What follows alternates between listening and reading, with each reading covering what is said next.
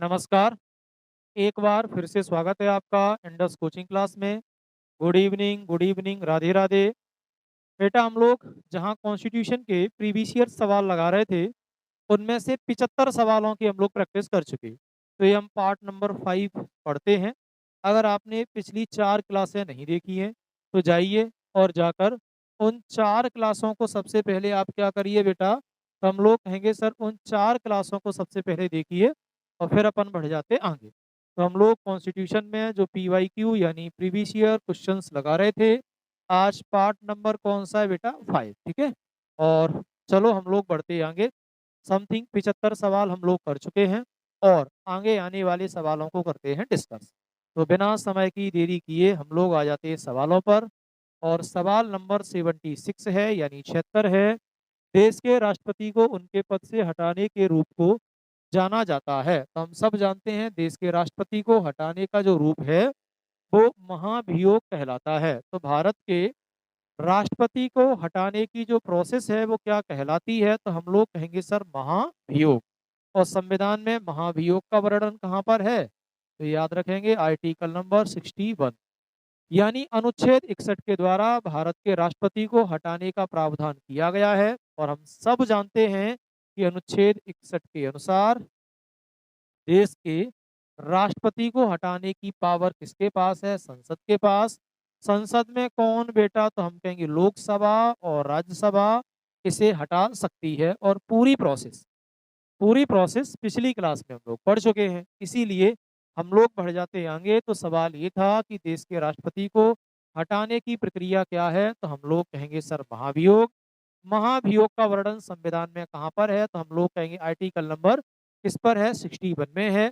सबसे खास बात यह है कि आर्टिकल नंबर 61 में देश के राष्ट्रपति को कौन हटाएगा, तो देश के राष्ट्रपति को हटाया जाएगा देश की संसद के द्वारा, पार्लियामेंट के द्वारा।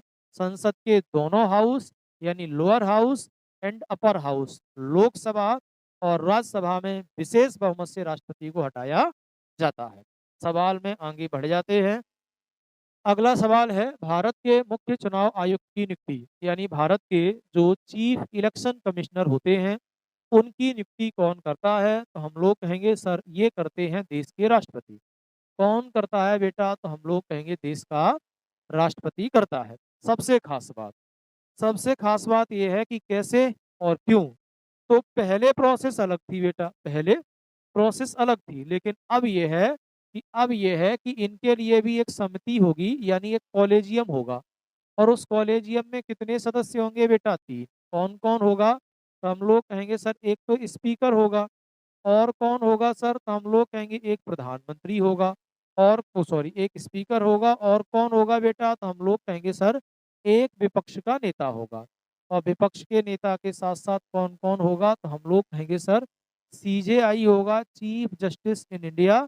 और हम सब जानते हैं सुप्रीम कोर्ट का मुख्य न्यायाधीश। इस तरह जो नाम भेजा जाएगा उसे भारत का राष्ट्रपति मुख्य इलेक्शन कमिश्नर बनाएगा, चीफ इलेक्शन कमिश्नर बनाएगा। इनका वर्णन संविधान में कहाँ पर है, तो संविधान का आर्टिकल नंबर 324 भारत के निर्वाचन आयोग की बात करता है, भारत के इलेक्शन कमीशन की बात करता है। निर्वाचन आयोग कब बना, तो याद रखेंगे 25 जनवरी 1950 को भारतीय निर्वाचन आयोग की स्थापना हुई और पहले निर्वाचन आयुक्त बने सुकुमार सेन। ठीक बेटा, हम लोग बढ़ जाते हैं आगे सवाल की तरफ। सवाल नंबर 78 राज्यपाल के बारे में निम्नलिखित में से कौन सा कथन सही नहीं है, यानी राज्यपाल के बारे में कौन सी बात सही नहीं है। जो राज्य का गवर्नर होता है वह मुख्यमंत्री और अन्य मंत्रियों की नियुक्ति करता है, ये वाली बात तो एकदम सही है कि हाँ वो मुख्यमंत्री और अन्य जो कैबिनेट होती है उसकी नियुक्ति राज्यपाल करता है, आर्टिकल नंबर 164 में लिखा है। ठीक है सर। उसके पास किसी भी व्यक्ति के मृत्युदंड को क्षमा करने का, प्रविलंबन करने या माफ करने की शक्ति होती है, बिल्कुल सही बात है सर। राज्य को कार्यपालिका शक्ति राज्यपाल में निहित है, बिल्कुल है। वह कतिपय परिस्थितियों में अध्यादेश जारी कर सकता है, तो हम लोग कहेंगे सर नहीं, अध्यादेश जारी करता है देश का राष्ट्रपति। इसीलिए कौन सा, तो हम लोग कहेंगे सर डी गलत है, चूंकि गलत पूछा है तो डी वाला सही है। किसी राज्य के राज्यपाल के सभी कार्यकारी कार्यों को निम्न में से किया जाना अभिव्यक्त किया जाएगा। तो वो कह रहा है किसी भी ये राज्य के राज्यपाल के सभी कार्यों को कार्यों के नाम से किया जाना अभिव्यक्त किया जाएगा। मुख्यमंत्री, राज्यपाल, मंत्रिमंडल या फिर हम लोग कहेंगे महाधिवक्ता। तो मुख्यमंत्री यानी मुख्यमंत्री जो सलाह देगा उसी काम को कौन करवाएगा बेटा? तो हम लोग कहेंगे राज्यपाल। राज्य को कार्यपालिका की शक्ति के पास होती हैं, यानी राज्य की कार्यपालिका की शक्तियां किसके पास हैं? तो आर्टिकल नंबर 54 कहता है, आर्टिकल नंबर 154 के अनुसार राज्यपाल के पास राज्य की कार्यपालिका की शक्तियां होती हैं। जैसे आर्टिकल नंबर 53 में देश के कार्यपालिका की शक्ति राष्ट्रपति के पास है, ऐसे ही आर्टिकल नंबर 154 में राज्य की कार्यपालिका की शक्तियां राज्यपाल के पास होती हैं। अगला हम लोग आगे आते हैं। भारत में किसके द्वारा मुख्यमंत्री की नियुक्ति की जाती है? यानी मुख्यमंत्री कौन बनाता है? तो हम सब जानते हैं कि आर्टिकल नंबर 70 वो आर्टिकल नंबर 164 और 163। तो आर्टिकल नंबर 163 और 164 दोनों ही इस बात को प्रूव करते हैं। हम लोग पढ़ चुके हैं। आर्टिकल नंबर 163 में कहा गया है कि राज्यपाल की सलाह के लिए एक मंत्री परिषद होगी जिसका मुखिया मुख्यमंत्री होगा। और आर्टिकल नंबर 164 कहता है कि मुख्यमंत्री की नियुक्ति राज्यपाल करेगा, जबकि अन्य मंत्रियों की नियुक्ति राज्यपाल मुख्यमंत्री की सलाह पर करेगा। इसलिए राइट आंसर हुआ सर राज्यपाल। आगे, राज्यों में संवैधानिक आपातकाल लगाने की अनुशंसा करने की शक्ति किसके पास है? तो राज्यों में आपातकाल लगाने की अनुशंसा हमेशा उस राज्य के राज्यपाल के द्वारा की जाती है और राज्यपाल ये अनुशंसा भारत के राष्ट्रपति के साथ करता है। और इस तरह भारत में क्या होता है? तो हम लोग कहेंगे सर आपातकाल लगने की घोषणा कर दी जाती है। और कब? जब देश में संविधान की विफलता होती है। और आर्टिकल नंबर 356 में इसका वर्णन है। अगला, राज्य के राज्यपाल की नियुक्ति किसके द्वारा की जाती है? हम सब जानते हैं राज्य के राज्यपाल की नियुक्ति देश का राष्ट्रपति करता है और इसका वर्णन आर्टिकल नंबर 153 में है, 153 में है। और हम सब जानते हैं कि राज्यपाल रियल में राष्ट्रपति का एक एजेंट होता है। जो देश में राष्ट्रपति वो राज्य में राज्यपाल। इस तरह हम कह भी सकते हैं जैसे देश में राष्ट्रपति राजा है वैसे ही राज्य का राजा कौन है? तो राज्यपाल। कौन सा अनुच्छेद राष्ट्रपति को किसी राज्य के राज्यपाल को एक निकटवर्ती संघ राज्य क्षेत्र के प्रशासक के रूप में नियुक्त करने के लिए अधिकृत करता है? कौन सा आर्टिकल है जो राष्ट्रपति को किसी राज्य के राज्यपाल को एक निकटवर्ती संघ राज्य क्षेत्र यानी केंद्र शासित प्रदेश यूनियन टेरिटरी के प्रशासक के रूप में नियुक्त करने के लिए अधिकृत करता है? तो हम सब जानते हैं सर इसका वर्णन कहाँ पर है? Article number 239। क्योंकि आर्टिकल नंबर 239 में ही कहा गया है कि केंद्र शासित प्रदेश के प्रशासन की जिम्मेदारी राष्ट्रपति की होगी, जिसके लिए वो क्या कर सकता है? एक प्रशासक नियुक्त कर सकता है जिसे उपराज्यपाल, मुख्य आयुक्त या प्रशासक कहा जाता है। अब नियुक्त कैसे करेगा? ये लिखा है आर्टिकल नंबर 239 का पॉइंट नंबर 2। हम सब जानते हैं यूनियन टेरिटरी यानी केंद्र शासित प्रदेश का वर्णन संविधान के भाग 8 में है। और हमने ये भी पढ़ा है कि सर संविधान का जो भाग 8 है ये आर्टिकल नंबर 239 से लेकर 242 तक जाता है। और इसमें किसका वर्णन है? तो हम सब जानते हैं सर इसमें है संघ शासित प्रदेश, अर्थात हम लोग कहेंगे सर यूनियन टेरिटरी। और इस तरह आर्टिकल नंबर 239 का पॉइंट नंबर 2 किसी भी राज्यपाल को किसी अन्य केंद्र शासित प्रदेश का प्रशासक बनाया जा सकता है, ऐसी ही पावर राष्ट्रपति को देता है। अगले सवाल की तरफ हम लोग बढ़ जाते हैं बेटा। भारत में कानून बनाने के क्षेत्र में कोई भी विधेयक तब तक अधिनियम नहीं बन जाता जब तक उसे सहमति प्राप्त नहीं होती। तो हम सब जानते हैं राइट आंसर है राष्ट्रपति। हम सब जानते हैं देश में नियम बनाने का अधिकार संसद को है। और आर्टिकल नंबर 79, आर्टिकल नंबर 79 के अनुसार संसद के कितने अंग हैं? तो हम लोग कहेंगे सर 3। एक लोकसभा, एक राज्यसभा और एक कौन है बेटा? तो हम लोग कहेंगे राष्ट्रपति। तो अगर कोई भी नियम या अधिनियम बनाना है तो लोकसभा से हम राज्यसभा में पास करवाएंगे और जब देश का राष्ट्रपति हस्ताक्षर कर देगा तब ही उसका नियम लागू होगा या वो एक्ट बनेगा। इसीलिए राष्ट्रपति को क्या है? तो हम लोग कहेंगे विधीय शक्तियां प्राप्त हैं, अर्थात कानून बनाने की पावर राष्ट्रपति को है। बिना राष्ट्रपति के हस्ताक्षर के कानून नहीं बनता। राज्य के राज्यपाल के रूप में आयु कितनी होनी चाहिए? डॉट डॉट ये कह रहा है मैं नियुक्त होने के लिए न्यूनतम। हम सब जानते हैं राज्यपाल और राष्ट्रपति बनने की न्यूनतम आयु 35 वर्ष होनी चाहिए। लोकसभा और विधानसभा के सदस्यों की न्यूनतम आयु 25 वर्ष होनी चाहिए। विधान परिषद और राज्यसभा के सदस्यों की आयु 30 वर्ष होनी चाहिए। ऐसा हम कई बार पढ़ चुके हैं। सीधे आगे बढ़ जाते हैं। भारतीय संविधान में न्यायपालिका की स्वतंत्रता का प्रावधान निम्नलिखित में से किस देश के संविधान से लिया गया? हम सबने पढ़ा है संयुक्त राज्य अमेरिका। और संयुक्त राज्य अमेरिका से हमने लगाया क्या? तो स्वतंत्र न्यायपालिका, यानी हमारी जो न्यायपालिका है वो स्वतंत्र है। उसे हम लोगों ने पावर में डिवाइडेशन नहीं किया है। जैसे किसी भी देश, राज्य या गांव को चलाने के लिए, घर को चलाने के लिए 4 प्रकार की पावर होती हैं। हम सब जानते हैं सर, एक विधायी शक्ति होती है। एक सर कौन सी होती है? तो हम लोग कहेंगे सर प्रशासनिक शक्ति होती है, प्रशासनिक। एक सर कौन सी होती है? तो हम लोग कहेंगे सर वित्तीय शक्ति होती है। और एक कौन सी होती है बेटा? तो हम लोग कहेंगे सर न्यायिक शक्ति होती है, न्यायिक शक्ति होती है। तो विधायी शक्ति का बंटवारा है, केंद्र का अलग, राज्य का अलग। प्रशासनिक यानी एडमिनिस्ट्रेशन पावर का बंटवारा है, केंद्र का अलग, राज्य का अलग। वित्तीय शक्ति, टैक्स का बंटवारा है, केंद्र का अलग, राज्य का अलग। लेकिन न्यायिक शक्ति का बंटवारा नहीं है, क्योंकि भारत की न्यायपालिका एकीकृत और एकहरी है। जहां हम आर्टिकल नंबर 121 और 22 पढ़ेंगे तो हम लोगों को पता लगेगा कि कभी भी कार्यपालिका न्यायपालिका में हस्तक्षेप नहीं करेगी और कभी भी न्यायपालिका कार्यपालिका में हस्तक्षेप नहीं करेगी। ऐसा संविधान के अनुच्छेद 50 में भी कहा गया है, जो डीपीएसपी का हिस्सा है, डायरेक्टिव प्रिंसिपल स्टेट पॉलिसी, अर्थात राज्य के नीति निर्देशक तत्व। अनुच्छेद 50 कहता है राज्यों का कर्तव्य है कि वो न्यायपालिका और कार्यपालिका को अलग रखे, जिससे न्यायपालिका स्वतंत्र हो पाए। तो कुल मिलाकर राइट आंसर हुआ सर संयुक्त राज्य अमेरिका। ये कंसेप्ट हमने अमेरिका के संविधान से लिया था। अब हम बढ़ जाते आगे। भारतीय संविधान की विशेषता संघवाद का केंद्रीकृत रूप, जिसमें केंद्र के 5 राज्यों से अधिक शक्तियां होती हैं, किस मॉडल पर आधारित है? कनाडाई, जापान। तो हम लोग कहेंगे सर कनाडाई मॉडल। कौन सा बेटा? तो तुम लोग कहोगे सर कनाडाई मॉडल। सर कैसे?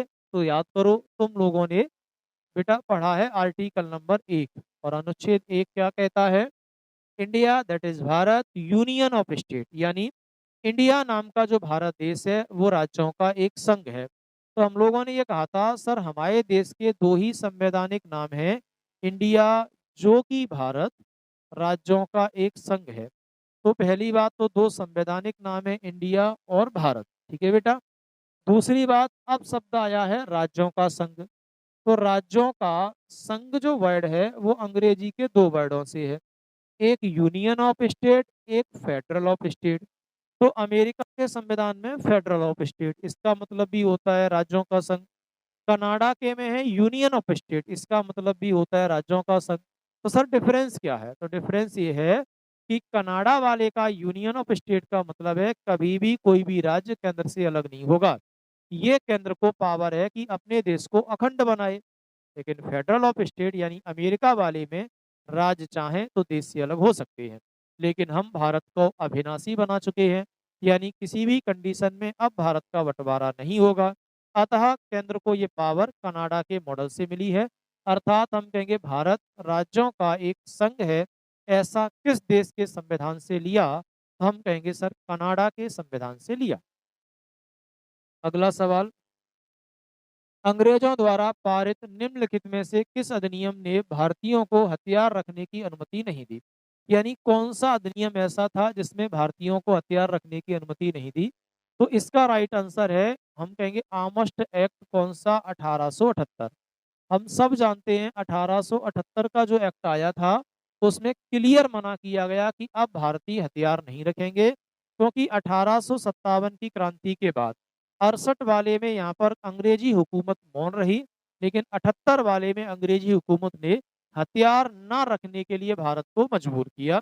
तो हथियार ना यानी लाइसेंस ना देने का, जैसे हमारे भिंड में बंदूक के लाइसेंस बंद है, तो ऐसे ही वहां लाइसेंस व्यवस्था खत्म की गई।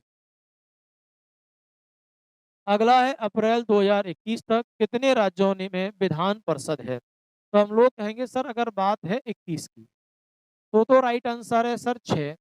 और 19 की बात कर लें अप्रैल तक यानी अगस्त के पहले तो था 7। सर कैसे? तो हम कहेंगे पहले 7 राज्यों में विधान परिषद था। कौन कौन से? तो हम लोग कहेंगे सर एक जम्मू कश्मीर आता था,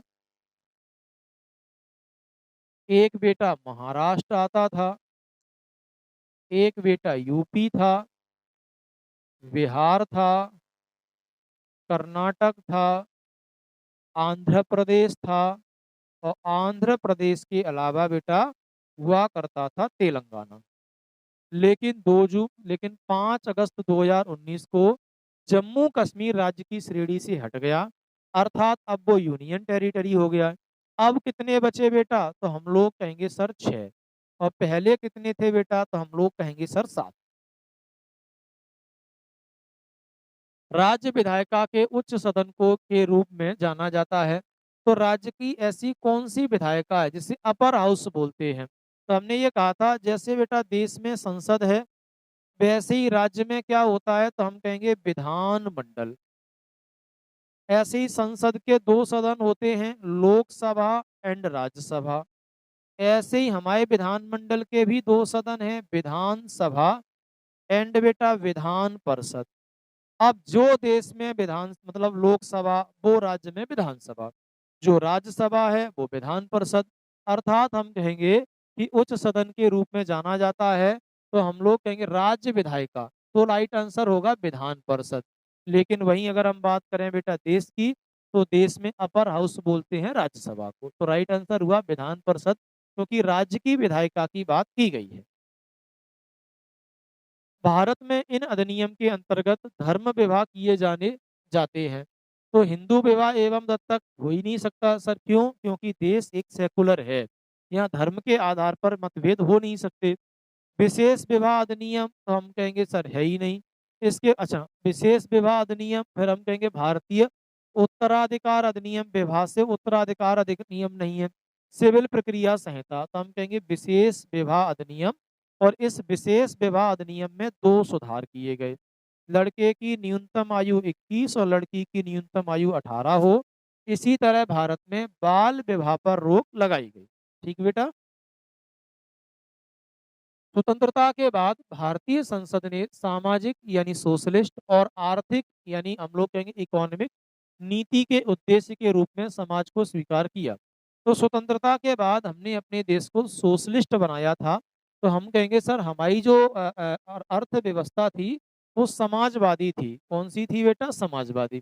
इकोनॉमिक्स पढ़ेंगे तो समाजवादी, पूंजीवादी, और हम लोग पढ़ेंगे बेटा कौन सी? तो हम कहेंगे मिश्रित अर्थव्यवस्थाएं होती हैं, जिसमें हम लोग आगे पढ़ेंगे कि इसी में एक साम्यवादी टाइप भी आता है। तो हमारी इकोनॉमिक बैलेंस जो था वो सोशलिस्ट है अर्थात समाजवादी।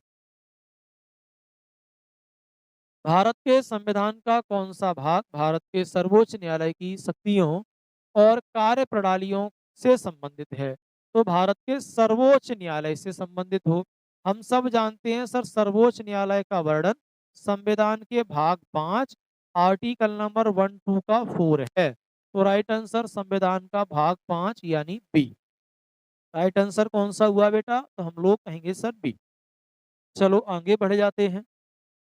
भारतीय संविधान का कौन सा भाग पंचायत से संबंधित है? अभी हम लोगों ने तो बात की थी सर संविधान का भाग 8 के बाद आता है 9। आर्टिकल नंबर बात करेंगे 243 के पॉइंट नंबर ए से लेकर ओ। और इसमें क्या है बेटा? पंचायती राज व्यवस्था। और हम आगे पढ़ेंगे तो पता चलेगा प्रधानमंत्री प्रधानमंत्री पीवी नरसिम्हा राव के द्वारा 73वें संविधान संशोधन 1992 के तहत भारत में पंचायती राज व्यवस्था लाई गई, जो 1993 में लागू हुई। और हस्ताक्षर करने वाले राष्ट्रपति थे शंकर दयाल शर्मा। तो राइट आंसर बेटा 9। तो ऑप्शन नंबर डी सही है। निम्नलिखित में से किस राज्य में द्विसदनीय विधायिका है? द्विसदनीय विधायिका का मतलब बेटा समझ रहे हो? विधायिका तो ऐसी विधायिका जहाँ विधान सभा भी हो और विधान परिषद भी हो। आजकल कितने राज्यों में है? 6। अभी देखो पिछली क्लास में हमने देखा था सर, यहाँ पर, यहाँ ये रहा, महाराष्ट्र, यूपी, बिहार, कर्नाटक, आंध्र प्रदेश, तेलंगाना, इनमें ही द्विसदनात्मक है। तो देखो उसमें से राइट आंसर कौन सा है? कर्नाटक। पंजाब में नहीं, हरियाणा में नहीं, तमिलनाडु में नहीं, यानी इन राज्यों में केवल एक ही सदन है जिसका नाम है विधानसभा। लेकिन यूपी में जाएंगे, कर्नाटक में जाएंगे, तेलंगाना, आंध्र प्रदेश, बिहार, पश्चिम बिहार के बाद उत्तर प्रदेश, इनमें है। ठीक है बेटा। विधान परिषद के सदस्य वर्ष की अधिक के लिए चुने जाते हैं। विधान परिषद के सदस्य कितने समय के लिए? तो हमने कहा जो देश में राज्यसभा वो राज्य में विधान परिषद, तो 6 वर्ष की आयु के लिए चुने जाते हैं। इसमें प्रति 2 वर्ष बाद, 2 वर्ष बाद होता क्या है? 1/3 पद मुक्त हो जाते हैं, 1/3 हट जाते हैं। मंत्रिपरिषद सामूहिक रूप से डॉट डॉट डॉट के प्रति उत्तरदायी होती है। तो मंत्रिपरिषद रियल में लोकसभा के प्रति उत्तरदायी होती है। तो इसमें लिखा है राज्यपाल, मुख्यमंत्री, जनता, नहीं लोकसभा।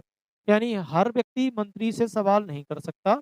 लोकसभा में सवाल और जवाब हम करते हैं, हालांकि लोकसभा राज्यसभा दोनों ही, क्योंकि लोकसभा में बहुमत दल का नेता ही सरकार बनाता है और जिसकी सरकार बनती है उसी का मंत्रिमंडल होता है, इसीलिए लोकसभा के प्रति उत्तरदायी होते हैं।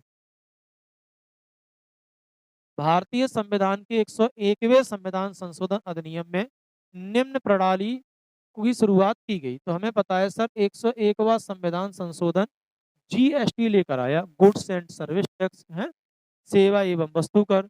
और हमें पता है जीएसटी सारे टैक्सों को मिलाकर बनाएगी, अर्थात एक देश और एक कर। तो एक देश एक कर होना चाहिए, एक देश में एक टैक्स लगेंगे, अलग अलग नहीं लगेंगे। कहाँ से ली? कनाडा। भारतीय संविधान की उद्देशिका यानी हम लोग कहेंगे जो नेहरू जी ने 13 दिसंबर 1946 को पारित की। शब्द किस वर्ष जोड़े गए? पंथ निरपेक्ष। तो हम पढ़ चुके हैं सर 76वें संविधान संशोधन 42वें संविधान संशोधन 1976 के तहत सर। और हम ये भी जानते हैं सर 42वें संविधान संशोधन 1976 से 3 शब्द जोड़े, एक पंथ निरपेक्ष शब्द जोड़ा सर, इसके बाद बेटा हम लोग कहेंगे कौन सा जोड़ा? तो समाजवाद। और कौन सा जोड़ा? राष्ट्र की अखंडता। अखंडता। तो पंथ निरपेक्ष, समाजवाद और राष्ट्र की अखंडता शब्द 42वें संविधान संशोधन से हमारे प्रीएम्बल में जोड़े गए, जो 1976 में हुआ। भारत सरकार ने किस वर्ष? तो अब हम लोग बात करते हैं, जम्मू कश्मीर एक अधिनियम पारित करके विशेष संवैधानिक दर्जा दिया 2019 में। 5 अगस्त 2019 को एक अधिनियम पारित किया, इसमें जम्मू कश्मीर राज्य पुनर्गठन अधिनियम आया। जम्मू कश्मीर को 2 केंद्र शासित प्रदेशों में डिवाइड किया, एक लद्दाख और एक जम्मू कश्मीर। सर हुआ ये कि इसके तहत धारा 370 भी हमने हटाई। तो कुल मिलाकर अब बचे हुए जो भी सवाल हैं वो हम अगले लेक्चर में देखेंगे। वीडियो को लाइक शेयर सब्सक्राइब करें। मंडे से आपकी नियमित कंसेप्ट वाली क्लासें भी शुरू होंगी, और अगर आपने ये चैनल सब्सक्राइब नहीं करा है तो सब्सक्राइब करिए।